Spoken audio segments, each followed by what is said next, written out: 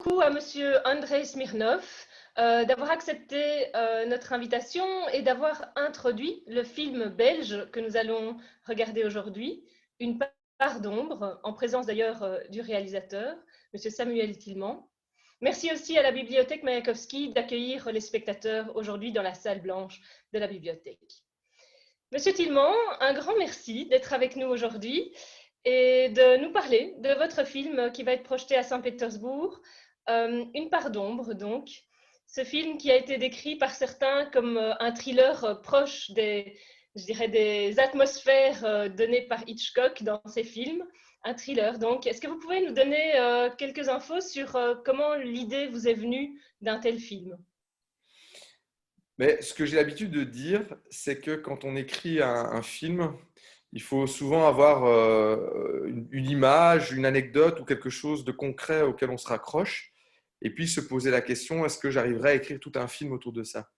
Donc l'idée du film est née quand moi-même, qui ai l'habitude de courir, je courais en montagne. J'avais des cheveux encore plus longs que là pour le moment, et j'ai croisé quelqu'un qui me ressemblait très fort. Et mon imagination a commencé à tourner. Et je me suis dit, mais tiens, imagine, enfin, qui est cet homme-là? Comment ça se fait que, quelle est la probabilité de tomber sur quelqu'un qui me ressemble au milieu de la montagne? Et imaginons que cette personne ait commis un forfait et que soudainement, on pourrait croire que c'est moi parce que je courais, que je fuirais, etc. Et donc, tout mon imaginaire s'est mis en place autour de cette petite anecdote que j'ai réellement vécue. Ensuite, comme j'avais déjà fait un film pour la télévision, mais qui était un docu-fiction, donc entre le documentaire et la fiction, mais que c'était mon premier film pour le cinéma, je me suis posé la question, est-ce que c'est ce film-là que j'ai envie de raconter? Et qu'est-ce que je veux raconter à travers ça? Et là, je me suis dit, oui, je vais partir de cette anecdote et interroger l'idée du soupçon. C'est un film sur le soupçon, c'est quand on soupçonne quelqu'un, quand on pense que une personne peut être coupable, comment cette personne peut se défendre et comment on va interpréter tout ce qu'il dit et tout ce qu'il fait en fonction de la subjectivité à la fois des amis dans le film et du spectateur. Je voulais mettre le spectateur à la même place que les amis, c'est-à-dire qu'il n'est que des informations fragmentaires sur ce qui s'est passé, et en fonction de ces informations qui progressent petit à petit avec l'enquête, l'image qu'on se fait du personnage évolue soit plutôt vers la culpabilité ou soit plutôt vers l'innocence. Donc c'était ce jeu sur le soupçon et sur la culpabilité que je voulais mettre en place dans le film à travers un suspense, et je ne voulais qu'on ne dévoile pas la fin du film avant la dernière image ou à peu près, donc il y ait jusqu'au bout un doute. C'est un film sur le doute. Très bien. Je crois d'ailleurs que vos acteurs, tous, ne connaissaient pas la fin d'histoire pendant le tournage. Est-ce que c'est vrai ça, ce qu'on a dit, que les acteurs n'étaient pas nécessairement au courant? Ça a été une idée, un principe que j'ai gardé jusqu'à assez tard avant le tournage, c'est-à-dire ne donner la fin que au personnage principal, parce que lui devait savoir s'il était innocent ou coupable pour jouer, et laisser les autres comédiens dans le doute pour qu'ils réagissent en fonction du jeu. Et puis, je me suis même dit à un moment que j'allais faire tourner deux ou trois fins différentes et pouvoir terminer mon film sur trois hypothèses. En fait, en gros, c'est simple. Soit il est innocent, soit il est coupable, soit c'est une fin ouverte, c'est-à-dire on ne sait pas. Donc j'avais ces trois possibilités-là, et je me suis dit peut-être que c'est intéressant de filmer les trois, et puis dans le montage, de réfléchir. À quelques jours du tournage, je me suis dit qu'en fait, c'est des comédiens professionnels, leur métier c'est d'interpréter, de jouer, et que donc finalement, c'était plus intéressant de leur donner la fin du film, mais par contre, sur chacune des séquences, je faisais des variantes de tournage un peu différentes. C'est-à-dire que parfois, le personnage principal joué par Fabrizio Rongioni, le comédien principal, je lui disais d'être plus agressif ou plus calme, plus passif, plus suspicieux. Donc je le faisais jouer différemment. Et en fonction de ça, les amis, les comédiens qui jouaient les amis, jouaient aussi différemment. Donc en fait, j'avais pour chaque prise différentes variantes ce qui me permettait au montage de gonfler encore un petit peu, d'accentuer le doute et la culpabilité en fonction de la prise que je prenais. Et parfois, donc j'avais toujours une prise qui me semblait la prise principale qui allait figurer au montage. Dans 80% des cas, je prenais ce que j'avais identifié au tournage, mais parfois, pendant le montage, je prenais autre chose parce que je me dis, en fait, ça fonctionne mieux avec ce qu'on a fait là. Parfois, justement, il a l'air plus coupable en se défendant, alors que nous, en jouant, on se disait, bon, là, c'est sûr qu'il est innocent dans sa manière de se défendre. Donc, en fait, en réalité, c'est ça qui est intéressant avec le montage, c'est qu'en fonction de où se trouve la prise dans le tournage, elle ne raconte pas la même chose. On pourrait voir une séquence comme ça et se dire, oui, c'est sûr, il est innocent. Et quand on la replace dans le montage, avec d'autres informations, on se dirait sur la même séquence, montée de la même manière, oui, c'est sûr, il est coupable. Et c'est ça qui est génial avec le cinéma, c'est qu'on peut, avec une même séquence, raconter deux choses tout à fait différentes. On va découvrir ça ce soir. Les acteurs, vous en avez parlé, donc ils ont fait montre de grande flexibilité. Et je crois savoir qu'ils sont plus ou moins tous belges. Est-ce que vous pouvez nous dire quelques mots par rapport au film et sur le fait que ce film est sans doute typiquement belge? C'est un produit belge. Pourquoi est-ce qu'on pourrait dire cela de votre film? Ben, pour moi, c'était important. Donc, en Belgique, on a beaucoup de comédiens très talentueux. Et c'était très important pour moi de jouer avec des gens de chez nous pour plein de raisons, parce que ça crée une complicité évidente. C'est aussi une question d'accent, c'est bête, hein, mais notre accent est très proche de l'accent français, mais pour des petites expressions, des manières des inflexions, donc voilà, des manières de parler.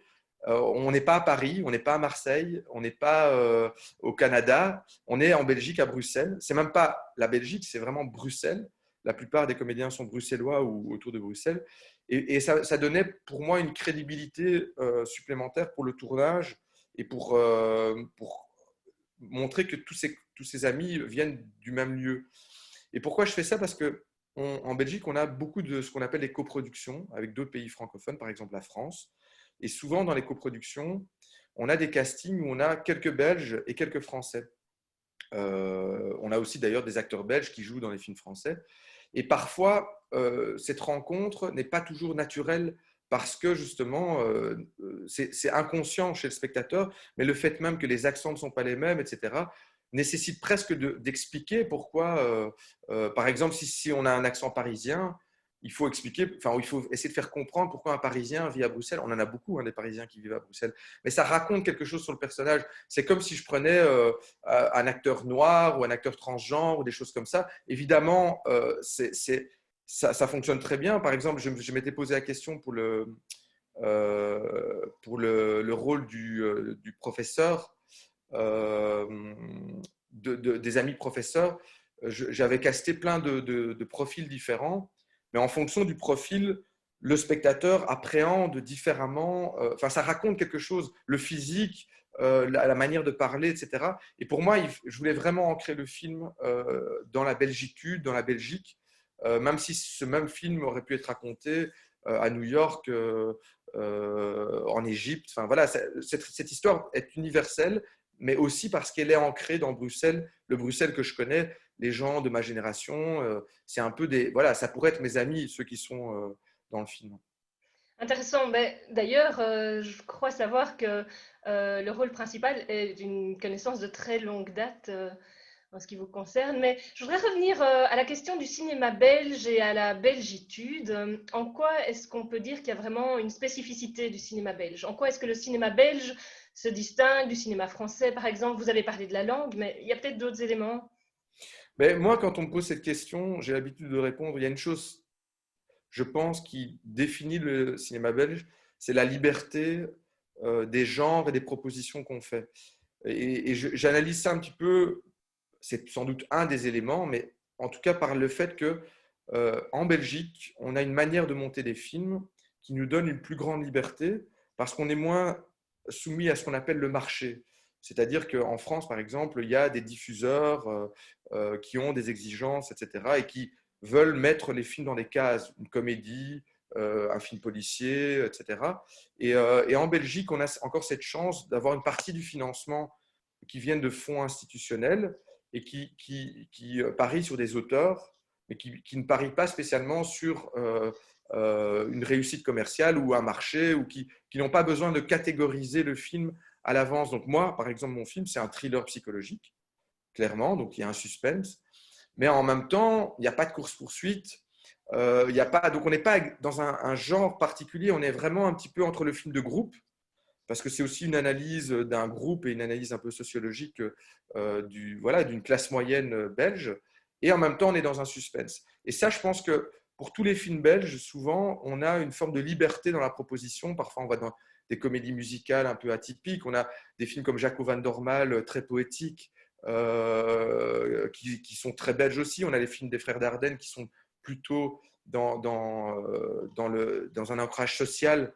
Mais les Frères Dardenne sont le résultat de cette liberté belge, parce qu'ils ont fait 2 films un peu plus classiques, entre guillemets, au départ, dont ils n'étaient pas contents. Et c'est finalement le 3e film, La Promesse, qui était pour eux leur dernière chance. Ils se sont dit, maintenant, on veut faire le cinéma que nous, on veut faire, et pas qu'on attend de nous. Et donc, ils ont eu cette chance de pouvoir faire un film très libre. Et grâce à ça, ils sont devenus les stars internationales que l'on connaît, parce qu'ils ont été jusqu'au bout de leur identité d'auteur et de leur liberté d'auteur. Et ça, je pense que la Belgique est vraiment un terrain de cinéma qui offre cette liberté-là, quoi. Intéressant. Et je crois savoir que vous aussi, vous avez eu des expériences très variées en fait en matière de réalisation. Vous avez fait du cinéma documentaire, des courts-métrages, certains ont d'ailleurs été primés, du docu-fiction. Donc vous avez vraiment aussi pu explorer différents styles. Qu'est-ce qui vous guide en général dans vos choix de cinéma? Qu'est-ce qui vous guide? J'ai l'impression qu'il y a 2 profils de réalisateurs. Il y a des gens qui vont toujours dans le même sillon, un peu comme les Frères Dardenne, et qui évoluent et qui vont de plus en plus loin dans une manière de raconter, et qui reproduisent de plus en plus comme une forme d'obsession, donc l'artiste comme on l'imagine, un peu obsessionnel. Et puis il y a un autre profil un peu à la Kubrick, où chaque fois qu'ils font un film, ils essayent autre chose derrière. Alors je ne veux pas du tout faire un parallèle avec Kubrick et ce que je fais, mais par contre, oui, la liberté de pouvoir passer d'un genre à un autre et d'expérimenter des choses qu'on n'a jamais faites avant, ça m'intéresse. Et donc, effectivement, je suis passé par différents stades. J'avais fait une série documentaire sur le Congo où j'avais utilisé de l'animation pour raconter, pour faire vivre en fait des personnages qui vivaient au 19e siècle et qui étaient comme interviewés par ma caméra. Donc en fait, je prenais des libertés par rapport aux documentaires classiques. J'ai fait un docu-fiction sur les Gaulois en motion capture. Donc en fait, c'est quand on met des petits capteurs sur les silhouettes, qu'on enregistre les comédiens et après qu'on redessine les personnages en animation. Donc en fait, c'était vraiment un processus qui se faisait déjà pour le cinéma de fiction, mais qui n'avait quasiment jamais été utilisé pour le documentaire. Et donc ça, c'était nouveau, ça m'intéressait. Ici, sur Une part d'ombre, c'était justement être à la limite entre un suspense classique et un film social, quelque part, enfin en tout cas un film de groupe. Là maintenant, je suis en train de travailler sur une comédie musicale hip-hop. Donc voilà, ce qui m'intéresse, c'est chaque fois aller vers des genres de films qui n'ont pas beaucoup d'autres. En fait, à chaque fois, je me dis, tiens, qu'est-ce qui a été fait dans le même genre? Bon, évidemment, on s'inspire aussi de plein de choses, mais j'essaye de trouver un peu une identité propre sur base de ce qui a été fait avant et en essayant d'explorer peut-être des choses un petit peu parallèles ou un petit peu à côté, quoi. Par exemple, pour Une part d'ombre, il n'y a pas tellement de films qui ont été faits sur le doute sur le personnage principal jusqu'au bout du film. C'est très rare. Souvent, dans ce genre de film, soit on sait qu'il est innocent au début, et alors on se met de son côté et on se dit est-ce qu'il va s'en tirer, est-ce qu'il va s'en tirer, ou alors on sait qu'il est coupable au début, et on se dit tiens, comment est-ce qu'il va manipuler son monde et est-ce qu'il va s'en sortir ou pas. Voilà. Mais par contre, des films comme Une part d'ombre où on ne le sait pas, et on ne le sait pas pendant très longtemps, j'ai pas eu beaucoup d'exemples, donc j'ai regardé un peu ce qui était fait, ça existe, mais il n'y en a pas tellement en fait. Et vous avez eu l'occasion de partager votre expérience sur ce film aussi avec des jeunes, je crois, hein, parce que vous êtes aussi impliqué dans une initiative qui amène le cinéma en classe. Je voulais vous demander quelle a été la réception des jeunes par rapport à ce film, mais aussi surtout par rapport à la thématique du soupçon qui peut être très présente dans les groupes, évidemment. Mais d'abord, moi, je trouve que le rapport aux jeunes est super important, déjà par ma propre trajectoire, parce que quand j'étais à l'école, en secondaire, j'ai pu rencontrer des artistes, des comédiens, etc. Et c'est ce qui m'a inspiré, qui m'a donné envie de moi-même faire du cinéma. Donc j'ai envie de rendre un petit peu ce qui m'a été donné quand j'étais moi-même élève et étudiant. Après, ce qui me semble aussi hyper essentiel aujourd'hui, c'est que finalement les jeunes, c'est l'image qui fait partie intégrante de leur vie, beaucoup plus que ma génération. Ils ne parlent, ils ne communiquent quasiment que par l'image à travers Instagram, les réseaux sociaux, etc. C'est d'abord l'image qui leur parle avant même les textes. On sait qu'en général, ils scannent d'abord tous les symboles d'une image avant même de lire ce que ça veut dire. Et donc, évidemment, leur rapport au cinéma et leur rapport à l'image, je trouve ça passionnant d'en parler avec eux. Et donc, j'ai été dans plein d'écoles de profils sociologiques très différents, des écoles plutôt bourgeoises, dans des milieux assez aisés, où effectivement des jeunes de 16, 17, 18 ans ont plus de références. Et donc là, on parle plus cinéma parfois, ou voilà, on va plus dans. Et puis, j'étais aussi dans des écoles plus populaires où parfois il y a moins d'histoires du cinéma qui sont transmises par les parents ou même par l'école. Et alors là, c'est plus un rapport intuitif à justement comment on monte un film, c'est quoi le rapport à l'image? Est-ce que parce que c'est l'image, c'est vrai? Ou est-ce qu'il faut quand même être prudent et se poser la question?